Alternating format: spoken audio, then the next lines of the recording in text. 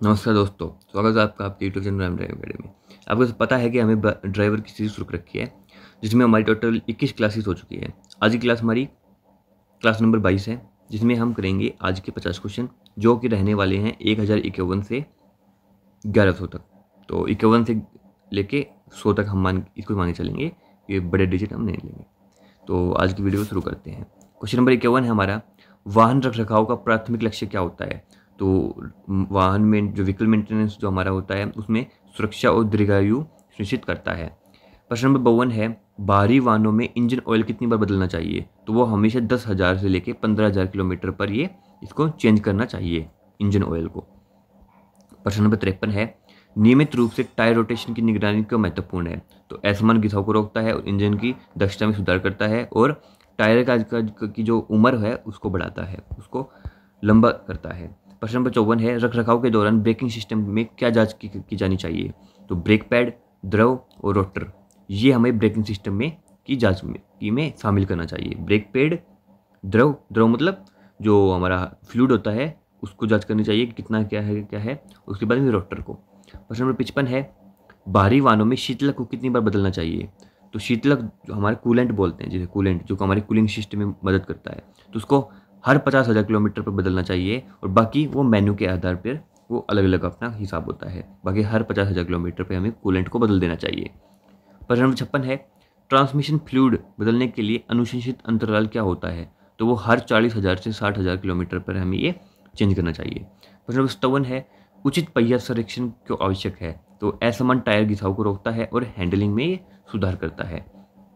प्रश्न नंबर 58 है, हल्के वाहन में एयर फिल्टर को कितनी बार बदलना चाहिए। तो वो हर 15,000 से 20,000 किलोमीटर पर ये हमें एयर फिल्टर को बदल देना चाहिए।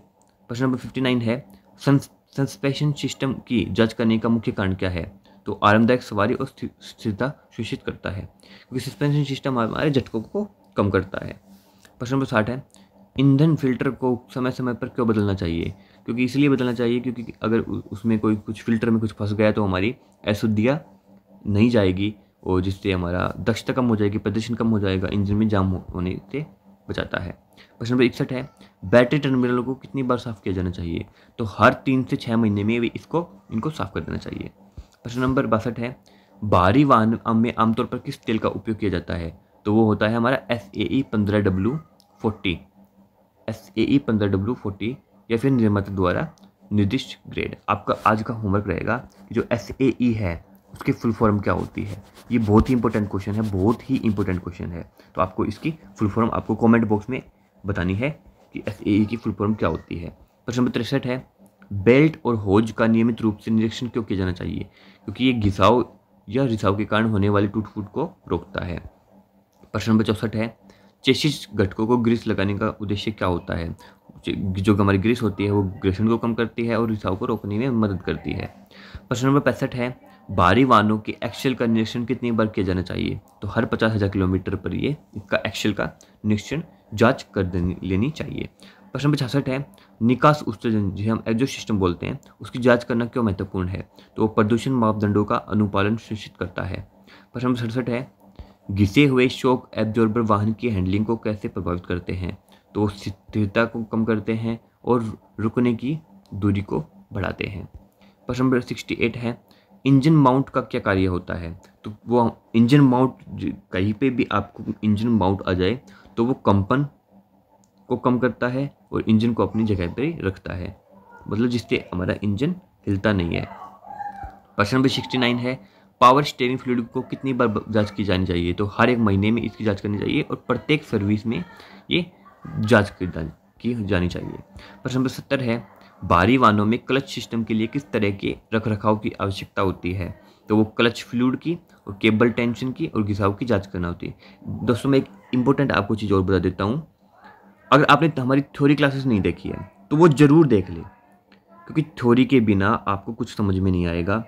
थ्योरी हमारी 6 क्लासेस हो चुकी है। आज ही हमने दिन में अपलोड की थी एक ऑयल एंड लुब्रिकेंट्स क्लास, तो वो आपको नहीं देखी तो वो भी आप जरूर देख लीजिएगा। बाकी हमारी 6 क्लासेस हमारी थ्योरी में हो चुकी है, तो आप उन सभी को देख लीजिएगा। आपको अच्छे से हर एक पॉइंट समझाया गया है, आपको हर एक पॉइंट आपको समझ में आ जाएगा। प्रश्न नंबर 71 है, वाहन के अंडर बॉडी का निरीक्षण समय समय पर किया जाना चाहिए? जंग और दरारों और ढीले घटकों का पता लगाने के लिए।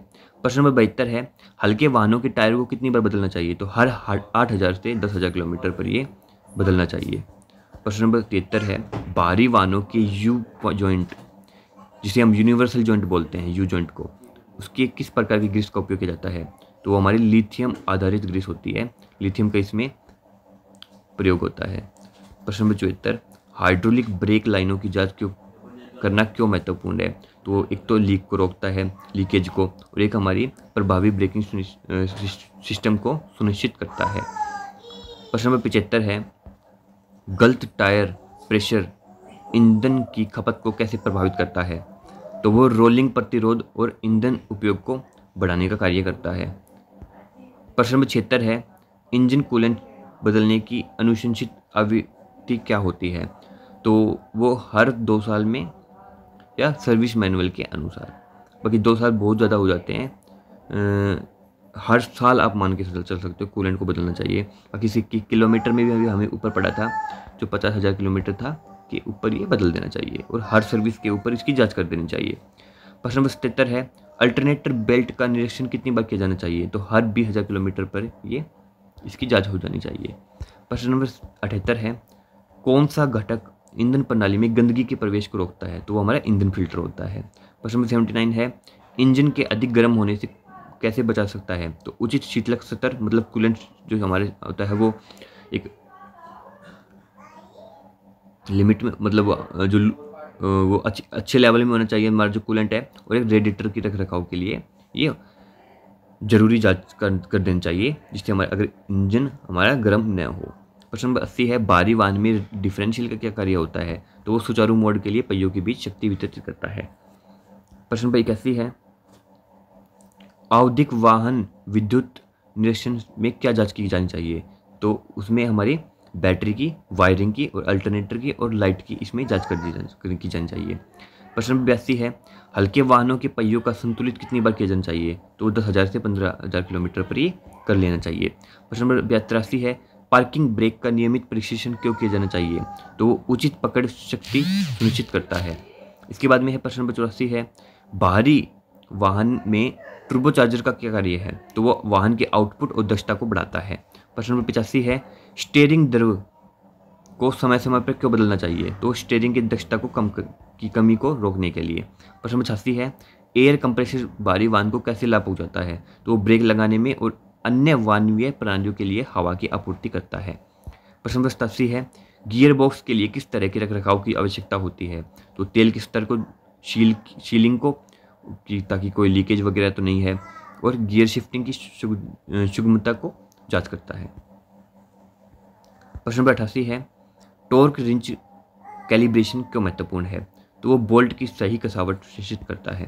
प्रश्न नंबर 89 है, ईंधन टैंक को कितनी बार साफ किया जाना चाहिए? तो वो हर 50,000 किलोमीटर पर ये चेंज कर देना चाहिए, साफ कर देना चाहिए।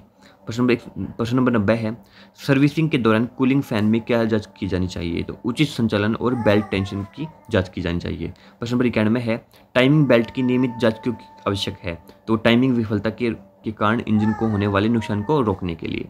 प्रश्न नंबर 92 है, भारी वाहनों में व्हील बेरिंग, ये इंपॉर्टेंट है कि का क्या होता है?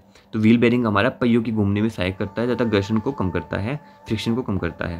प्रश्न नंबर 93 है, उचित इंजन संपीड़न बनाए रखना क्यों महत्वपूर्ण है? तो कुशल बिजली उत्पादन को सुनिश्चित करता है। प्रश्न नंबर 94 है, गंदे इंजेक्टर का इंजन के प्रदर्शन पर क्या प्रभाव पड़ता है? तो दक्षता को कम करेगा और बिजली उत्पादन को कम करता है। प्रश्न नंबर 95 है, टर्बोचार्ज्ड वाहनों में इंटरकूलर का क्या कार्य है? तो इंजन में प्रवेश करने से पहले संपीड़ित हवा को ठंडा करता है। प्रश्न नंबर 96 है, डीजल इंजन एयर फिल्टर को कितनी बार बदलना चाहिए? तो हर 30,000 से 50,000 किलोमीटर पर ये चेंज कर देना चाहिए। प्रश्न नंबर 97 है, भारी वाहनों में मोड़ लेते समय कौन सा घटक सुनिश्चित करता है? तो एंटी रोल बार, जिसे हम बोलते हैं। प्रश्न नंबर 98 है, यदि वाहन तेज गति से कंपन करे तो क्या जांच की जानी चाहिए? तो पहिए का संतुलन देखना चाहिए और संरेखन की जांच की जानी चाहिए। प्रश्न नंबर 99 है, इंजन माउंट क्षतिगत होने पर उसे क्यों बदलना चाहिए? इंजन की गति और कंपन को कम करने के लिए। और आज का हमारा लास्ट क्वेश्चन है, उचित रखरखाव के वाहन का डाउन टाइम कैसे कम होता है? तो अप्रत्याशित ब्रेकडाउन को रोकता है और दक्षता को बढ़ाता है। तो कल क्लास में हम रोड साइंस करेंगे। रोड साइंस के आपको क्वेश्चन रहेंगे जो बहुत ही इंपॉर्टेंट है नॉन टेक्निकल पार्ट के लिए। रोड साइंस और ट्रैफिक रूल्स, ये 2 चैप्टर हैं, ये तो काफ़ी इंपॉर्टेंट है आपके नॉन टेक्निकल पार्ट में। तो ये आज के हमारे 50 क्वेश्चन हो गए। तो कैसी लगी आपको वीडियो? हर एक क्वेश्चन आपको एग्जाम रिलेटेड हम देने की कोशिश करते हैं, एग्जाम ओरिएंटेड होते हैं कि जिसकी पूरी संभावना आपको पेपर में देखने के लिए मिलती है। पूरा प्रीवियस ईयर क्वेश्चन हैं वो भी हमें काफ़ी जांच की है, तो बहुत ही मतलब आपको सटीकता से हम ये प्रश्न लेके आते हैं ताकि बहुत सारे बच्चों का आपकी इसमें सिलेक्शन हो जाए। हम यही चाहते हैं कि आपका ज़्यादा से ज़्यादा बच्चों का इसमें सिलेक्शन हो। हम जिसे पढ़ाते हैं नहीं, आपका जो क्वेश्चन पेपर, जो ओरिजिनल पेपर आपका आएगा वो भी इसी में से देखने को मिले। काश हम यही आशा करते हैं। तो ये आपका आज की क्लास थी। कैसी लगी आपको कमेंट बॉक्स में ज़रूर बताइएगा। कोई भी अगर आपका डाउट है या फिर कोई आप फीडबैक देना चाहते हो तो कमेंट बॉक्स में भी आप बताइएगा। अगर वीडियो को अच्छी लगी तो लाइक कीजिएगा, चैनल को सब्सक्राइब कर लो। मिलते हैं कल की क्लास में। जय हिंद।